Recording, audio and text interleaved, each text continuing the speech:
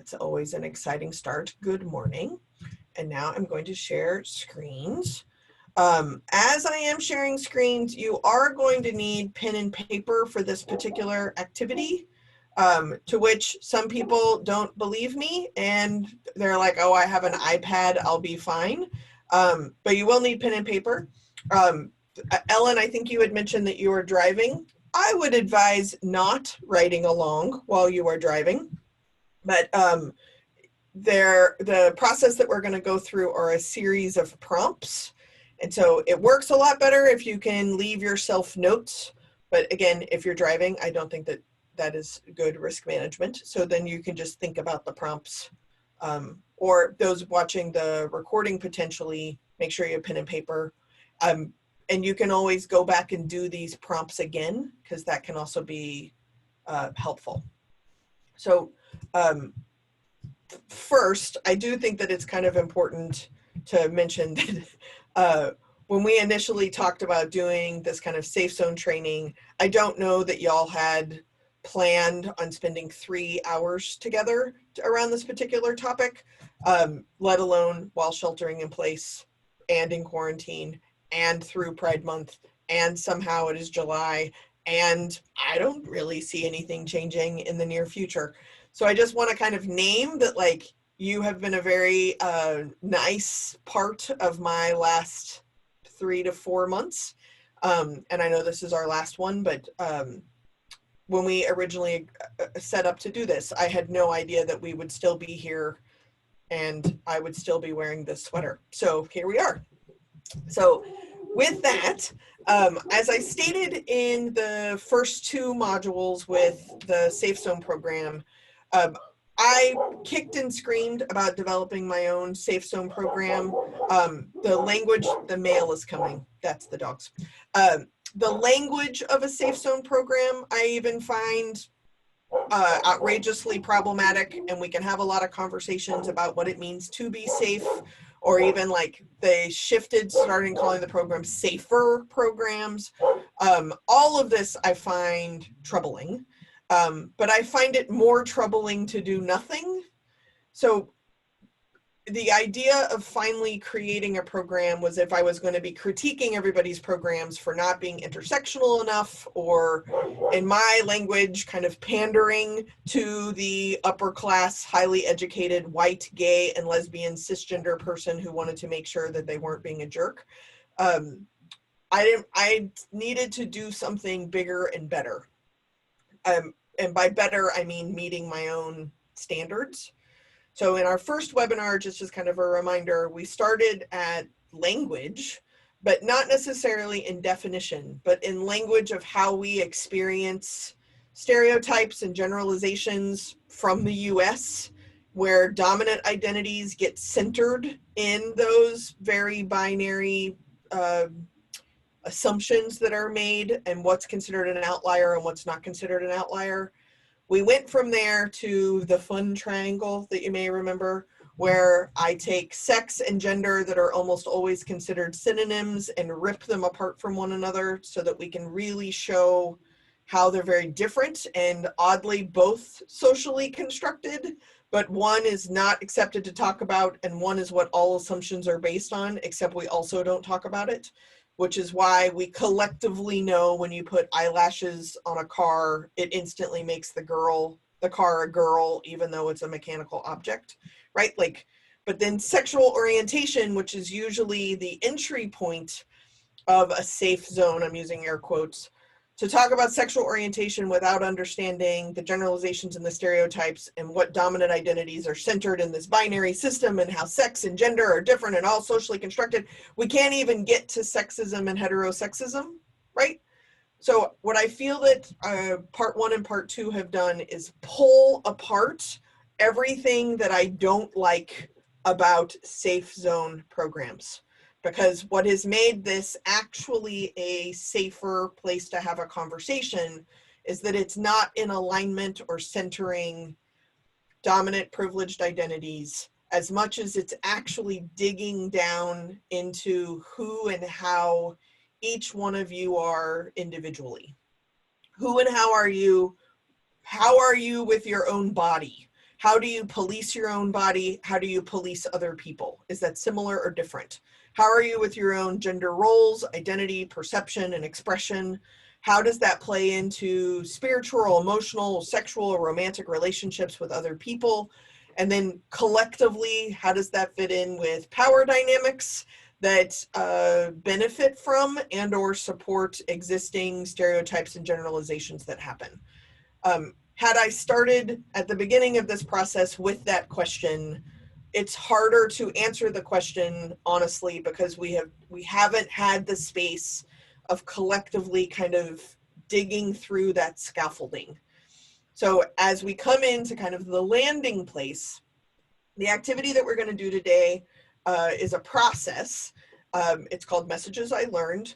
Most of today will be done in silence, except it is probably the most raucous conversation you will have, because I want you to have a conversation with yourself. This isn't a competition, so you're not going to have to share any of the things that come in with a conversation with yourself at any point in time with anyone.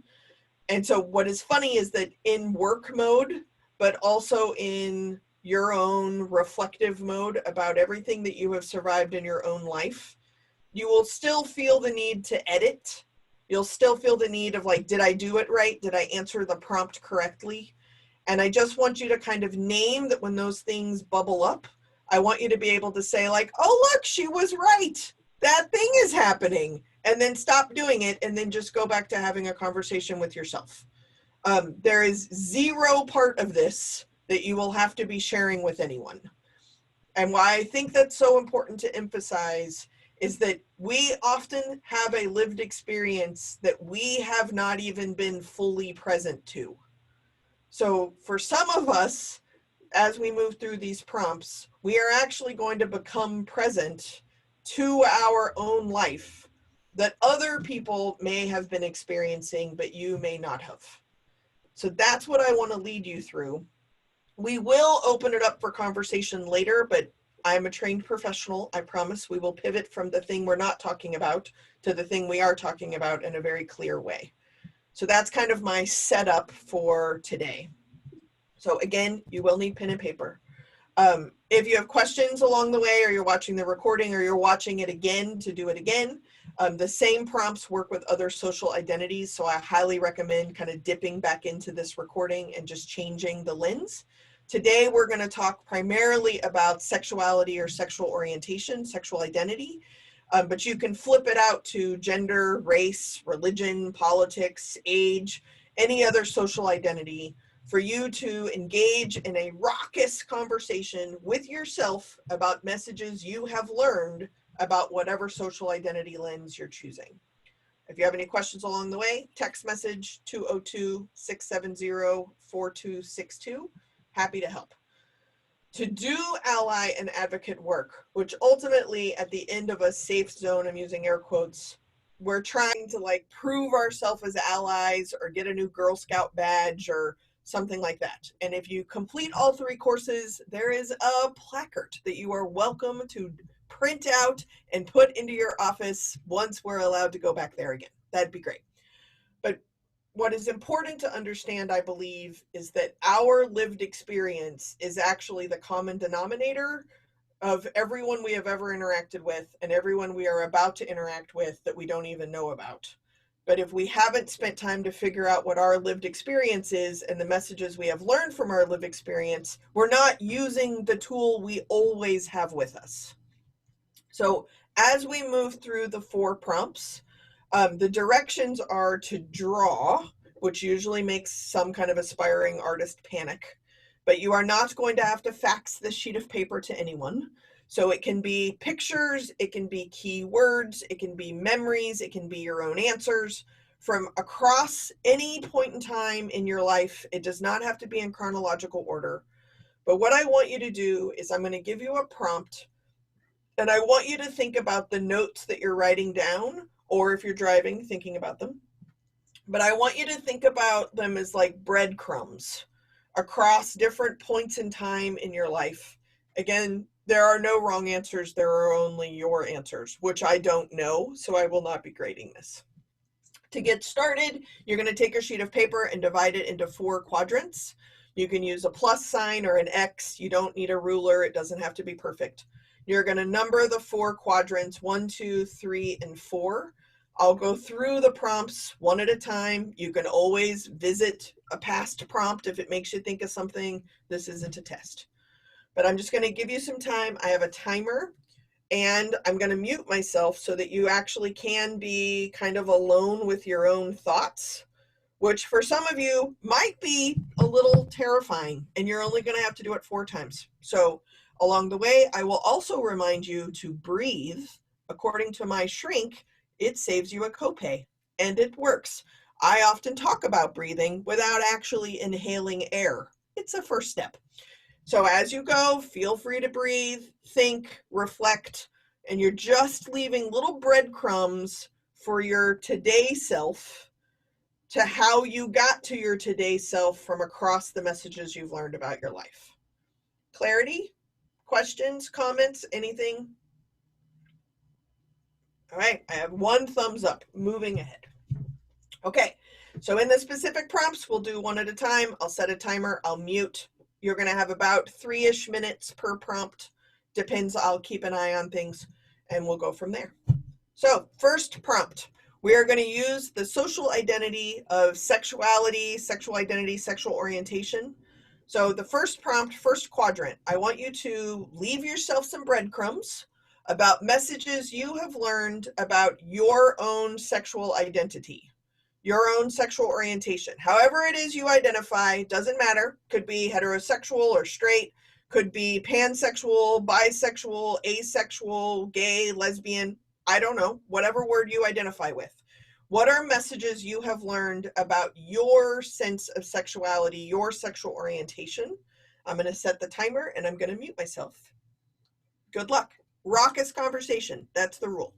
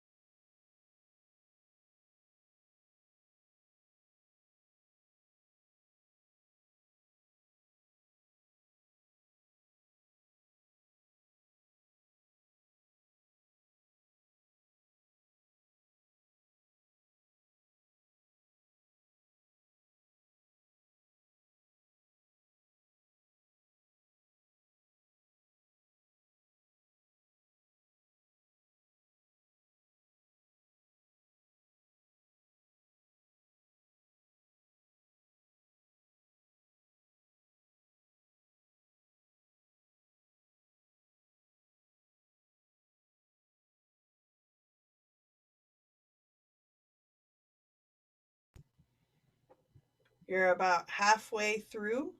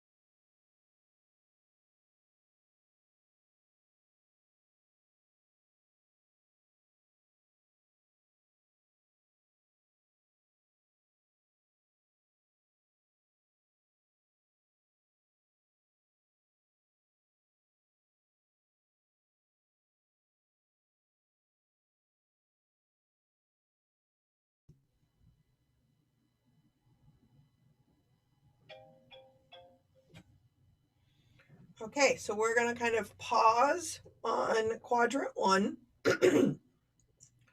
We are welcome to go back and visit quadrant one as you think of other things. What I want to do again is just give you a sense of time for you to have a raucous conversation with yourself. There are no wrong answers, there are only right answers. You will probably want to edit yourself or like reflect on whether or not you are answering the prompt correctly. Bonus, if you are answering the prompt based on your life, that is correct.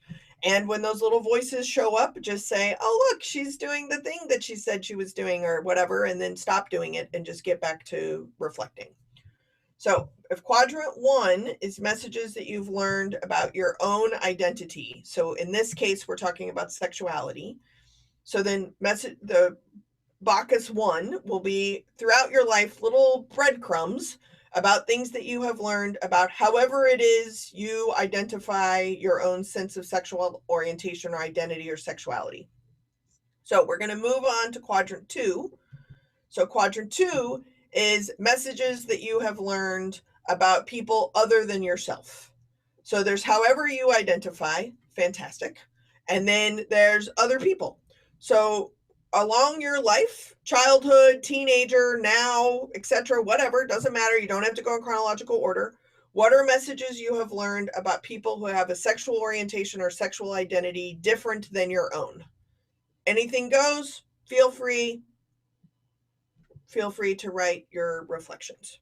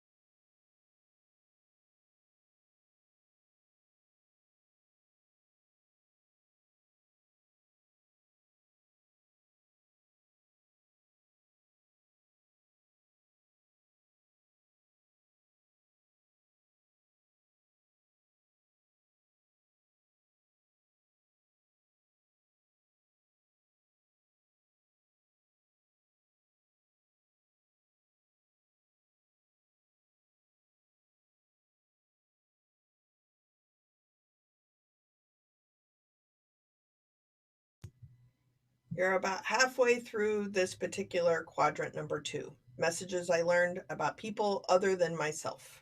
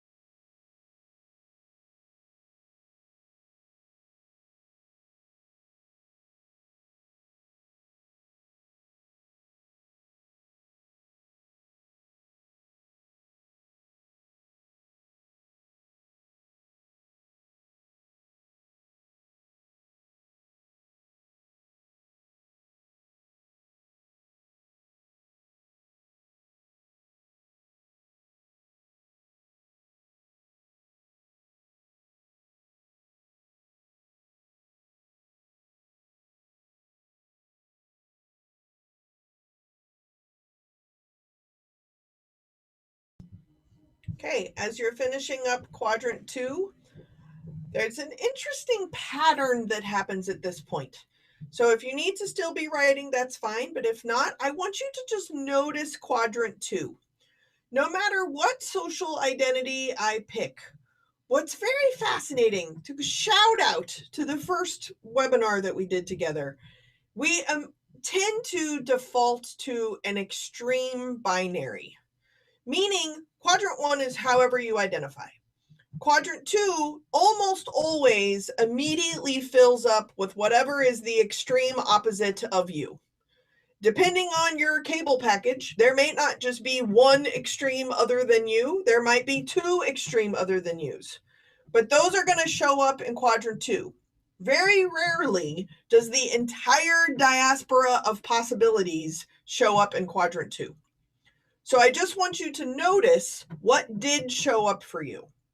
If there's you and there's them, who are the first like stages of them, right? Because that's going to be not you. What is interesting is if you identify as heterosexual, then this is usually gay and lesbian people. If you identify as gay or lesbian, then it is usually one of the other one of those and straight people. If you identify as one of the terms that people don't always necessarily understand immediately, so I call them pamphlet carriers because you have to explain what demisexual means all the time. So if that's how you identify, then quadrant 2 is going to be straight people, gay people, and lesbian people. It is fascinating to me that regardless of what social identity we pick, it is up to you to determine who is kind of the front line of your thems when given the opportunity to record messages you have learned about people different than yourself. Because of this pattern, I need to have quadrant 3 available. So quadrant 3 is even more people other than yourself, but the people who didn't show up in quadrant 2 are the ones that you need to be able to figure out and have space for, right? So I want you to think about kind of in a binary way how interesting it is. You nailed it. You didn't get it wrong. Quadrant 1 was you, quadrant 2 is them, but then who are the other thems? If we were to do race, for example, you might think about biracial or multiracial people. Or because we often, when talking about race, we only talk about white, black, and brown, then maybe quadrant 3 is like Southeast Asian, Middle Eastern, Eastern European. There's different identities that are mixed in with not you that, unless you identify that way, have not been named in quadrant 1 or quadrant 2. So I'm giving you quadrant 3 so that you can have space to reflect and leave yourself some breadcrumbs on messages you've learned about even more people other than yourself. And I'll give you about 3 minutes.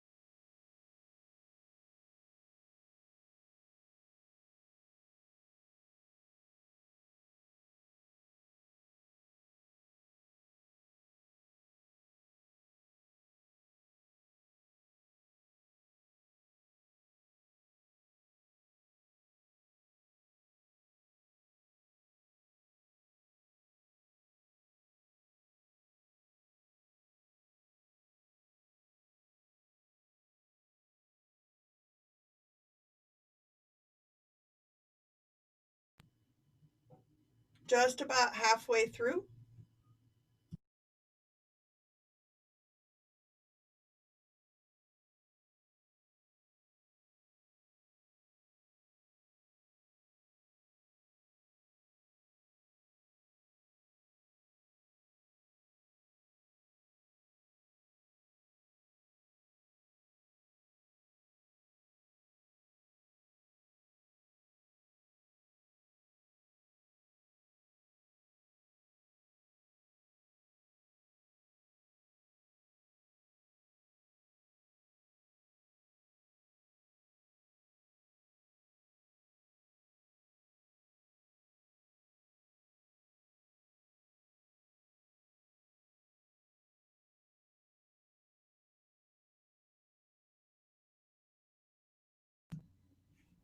You have about 30 seconds left.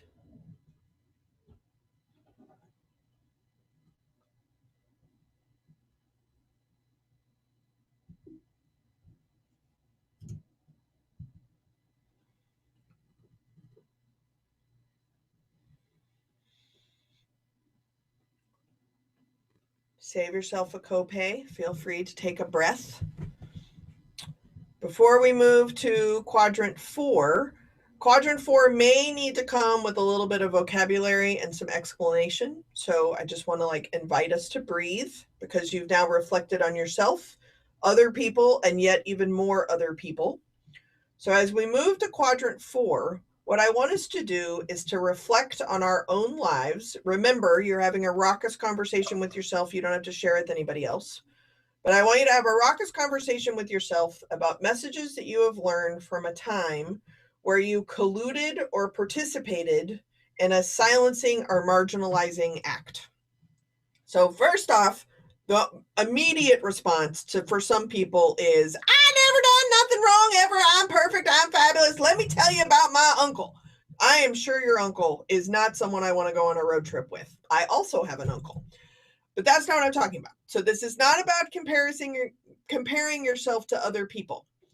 It's about collusion and participating. And what's interesting about collusion and participating is it can be external to you, and it can also be internal to you. So in quadrant 4, you get to pick where you're going to leave your breadcrumbs from. But what I mean by collusion is maybe you did not actually do the douche canoe kind of stuff. You didn't do it, but you didn't stop it. And participating means that you actually did it. You were actually involved in the doing of the yucky behavior. That yucky behavior can be internalized limitations, internalized stereotypes, internalized depression. It can also be externalized actual acts. In this case, because we're talking about sexual orientation or sexual identity, committing actual acts of homophobia, biphobia, transphobia, or not stopping them from happening. So we have all colluded and participated, no matter what our identities are. We have, and I want you to have a silent, raucous conversation with yourself. Again, you are not faxing this sheet to anybody. But what have you learned from those experiences? You don't necessarily have to give me your how awful you are resume, and I absolutely do not want how amazing you are resume. What I want you to do is to have a conversation with yourself about the messages you have learned from colluding and participating in your own or others with others around transphobia, biphobia, homophobia, or other ways of silencing and marginalizing yourself or other people based on your perception of sexual identity and sexual orientation, and what messages you have learned from those experiences. So I'm going to mute and give you a little bit of time.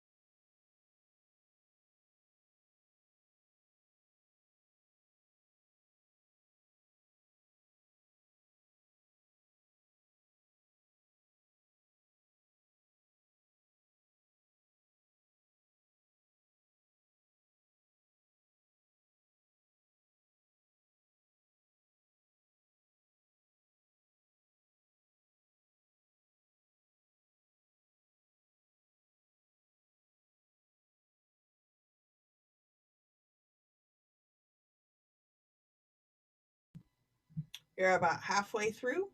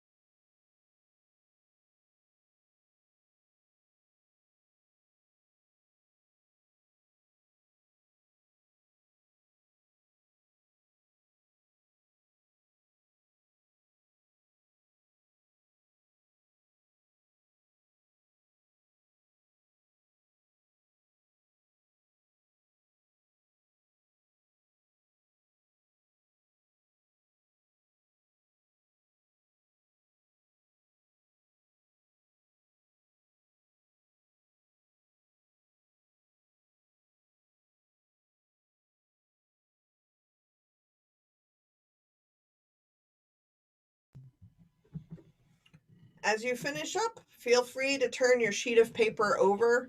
If you're using a cute journal, just turn to another page.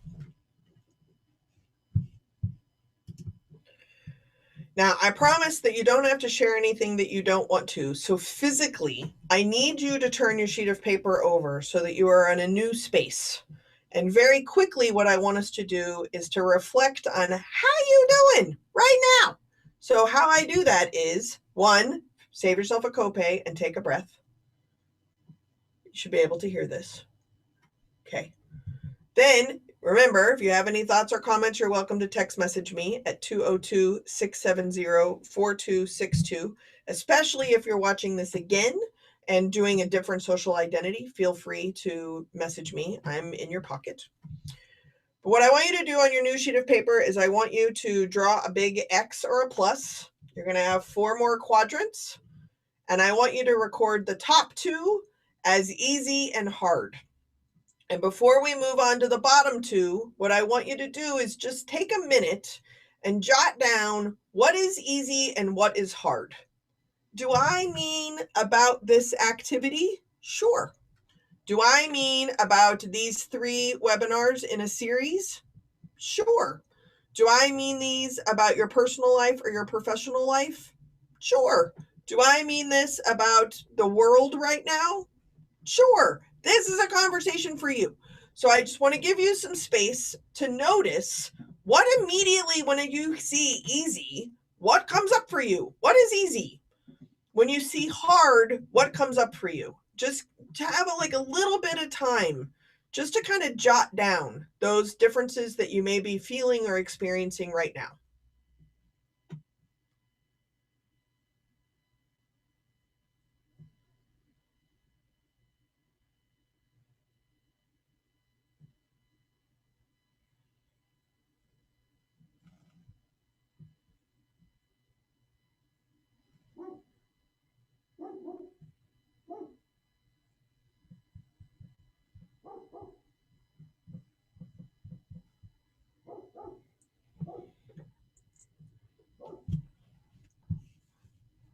As you're just kind of leaving some notes for how you're currently feeling, just notice that. Some stuff comes easy, some stuff comes hard. The scale of which you are determining what is easy and hard, all of these things are correct answers. The next 2 are next and promise. A lot of times, some people are very self-reflective, so this is not a new place. And for others, this is actually the first time or in a while they've been self-reflective, but usually it is not a common occurrence that people are self-reflective about messages they have learned related to this social identity that they have chosen. So then what ends up happening is this kind of call to action. So I'm not giving you a call to action. You are giving you a call to action. So inside of next and inside of promise, what comes up for you? Is there something you need to do next? Is there a promise that you need to make to yourself or to people in this group? Maybe they hold you accountable to whatever you're promising. But just make some notes about next and promise. And if nothing comes up for you, that is fine. Grab a beverage.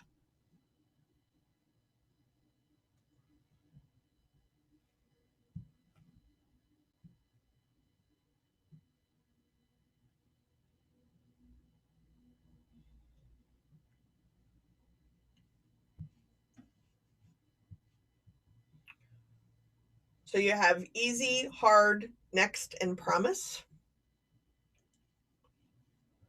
What I'm going to do now through the magical powers of Zoom is I'm going to send you all out into magical Zoom cyberspace into randomly assigned breakout rooms. So I don't know power dynamics. I don't even know most of your names other than what I could read. But it is randomly assigned groups of 3. And what I want you to do in your breakout rooms, and I'll give you some prompts along the way, but I just want you to have a small sub cluster. And I want you to talk about easy, hard, next, and promise. It is very interesting that people's answers can be very wildly different from each other. They could be very similar. I don't know. Then we're going to pull all back together and we're going to talk about easy, hard, next, and promise. Because ultimately, when we start talking about ally work or advocacy work, you can't do it until you can be responsible for who and how you are. And I don't believe you can be responsible for who and how you are until we figure out the water we're all swimming in. So we've pulled that apart, and now it's about you. And in about you, what is easy and what is hard, what is next and what are your promises are actually your next steps towards ally and advocacy work. So you'll probably have about 10-ish minutes in your small groups, and we'll come back together. Because there's always this person in the group, no one is in charge of the small groups. I have a timepiece. I will keep track of time. Don't worry. If you need to know who is in charge because you can't identify with small groups until you know who's in charge, the person with the shortest hair, born closest to a Wednesday, that's who's in charge. Yes, Tuesday and Thursday are equally close to a Wednesday. Hope there's not a lot of bald people. So I'm going to send you out into your groups. The conversation is about easy, hard, next, and promise.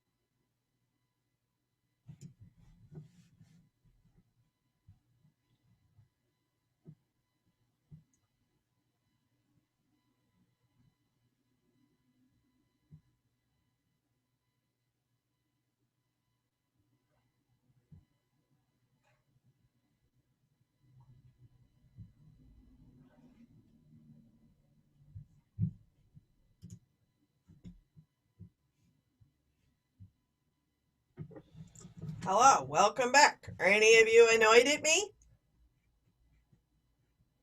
What I can usually tell when I do the knock knock joke is there are some people you have the option to leave your room early.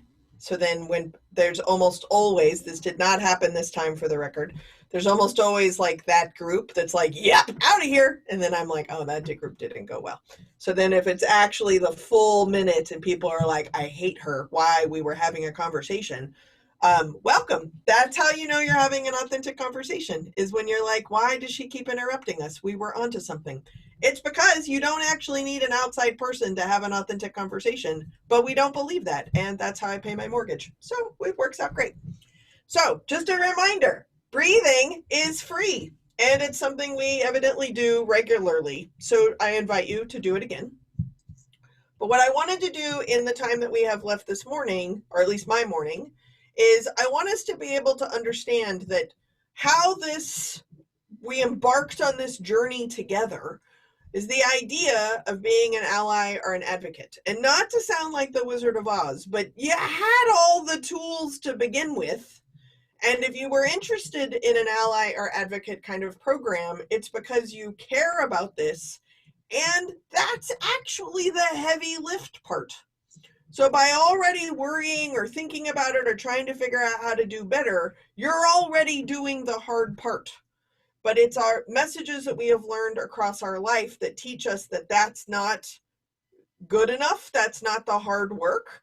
So then we start critiquing all the work that we are doing. Or we get really in the weeds and we want to know specifically, yes, but how do we get better with pronouns? Or how do we make housing adjustments? Or what about bathrooms? Or what about our non-discrimination policy here? Right now, I'm working with a ton of different organizations. They want to have the perfect statement about it being in support of Black Lives Matter, except they can't actually say the words Black Lives Matter. So, like, there's a way to pander and tokenize, and it is often related to social pressure to look like you're doing the right thing. There is also internal pressure of like making sure you do the right thing all the time perfectly forever, and until you know that you are definitely going to nail it, you don't start. Well, both of those are stupid. And both of those are the reasons that we often think that we are not good enough to be an ally or an advocate. So I knight you good enough to work with the hot mess that you have survived to get to where you're currently at. And what's really important when we start talking about ally and advocacy work is somebody somewhere has done a resource inventory and they have determined that you are the best thing they have. They could be making a very bad choice. But imagine what all the other resources in their life were like if they land at you, right?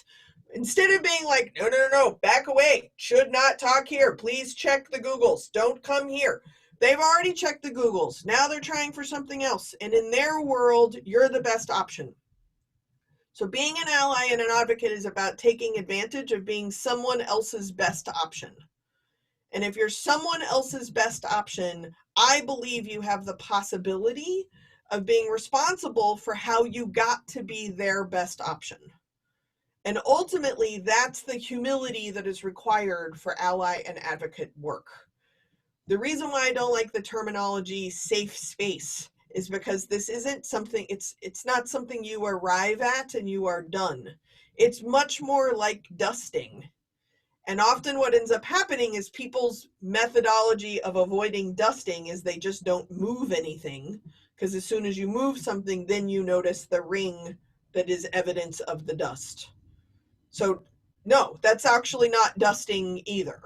This is ongoing self-reflection work that is required for me and you to take responsibility of how we got to where we're at, using the free and pre-existing tools that is the hot mess that is our life. That is the soup of being an ally and an advocate.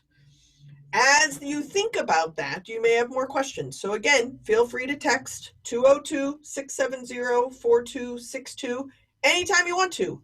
But that's what Messages I Learned is actually about, is that the tools that you have in your life, and right now in your present state, what is easy and hard and what is next and promise, is the repetitive thing like dusting that you're going to have to do. Yes, you will be emailed a PDF that has a lovely peacock on it. People only care about the peacock.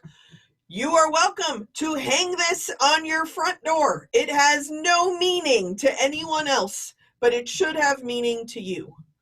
And so what I'm going to invite us to do, and I would like a volunteer if possible, for you to read this aloud. And then you get to pick and choose if you want to sign it, if you want to date it, and if you want to put it up or take it back down because you'd like a day off. But if someone could read this safe zone placard, that would be wonderful.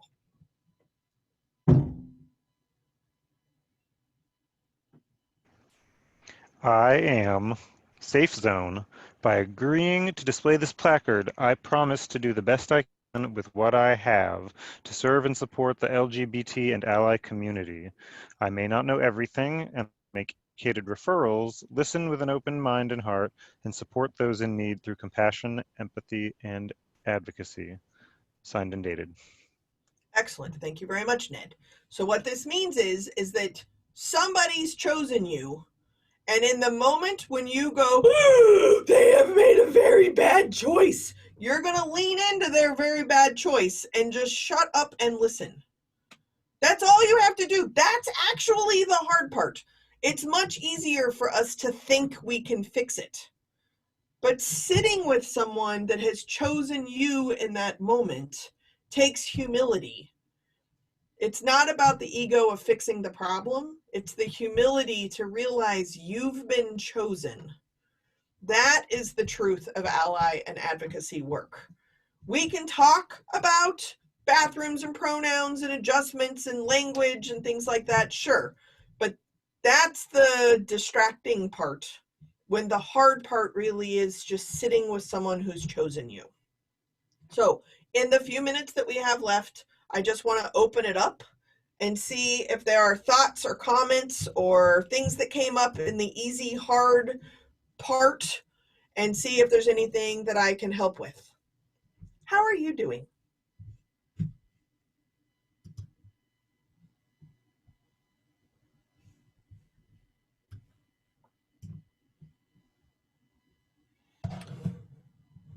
So a text message I got, that will break the ice. As an org, we've talked about adding pronouns to our signatures. We've received feedback from our community that this would be welcome, and our staff is generally in favor. We decided on hold taking the step until after our training with you. Do you have any what about or downsides to adding pronouns? So, great icebreaker question.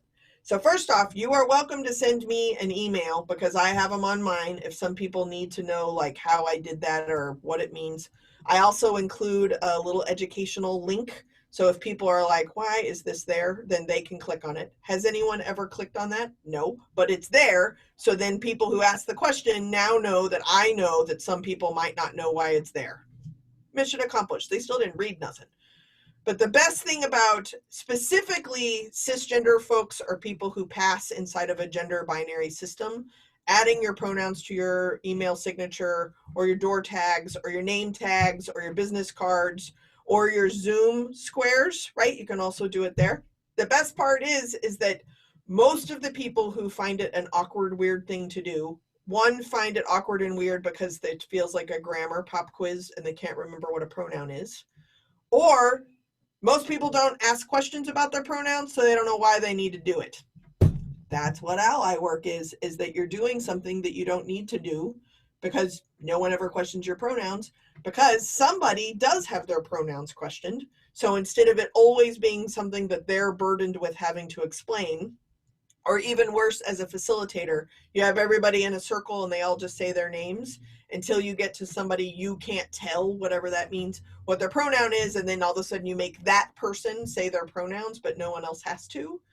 That's just yucky, right? So like just norm that this is a thing, and it actually doesn't, this is what a privileged identity is. It doesn't cost you anything to explain to people what grammar is and what you do. So the best way to do this is to say like, hi, I'm Jess Pettit. I use feminine pronouns like she and hers. By presenting it that way, I have reminded people that pronouns are gendered, what article of speech a pronoun is, and role modeled how I answer that question. So then I'm Jess Pettit. I use feminine pronouns. She, hers are my pronouns. That's how you would do it. And that's probably how you would also put it in your email signature. Um, on Zoom, I'm changing my name right now. She, her, hers. I've seen this being done quite often. If you notice how my name is on Zoom, you just click on the top right corner of your square, rename it. On my social media, I've done it also with my name when you look up me on like LinkedIn or something like that. That's how to kind of normify it. And you're doing it because it costs you probably nothing and makes it normed for someone who really desperately needs that, which could be a consumer or a client or customer as much as a coworker. Great. Other thoughts or comments? It's rambunctious verbal group. Well, I will stop the recording. Stop.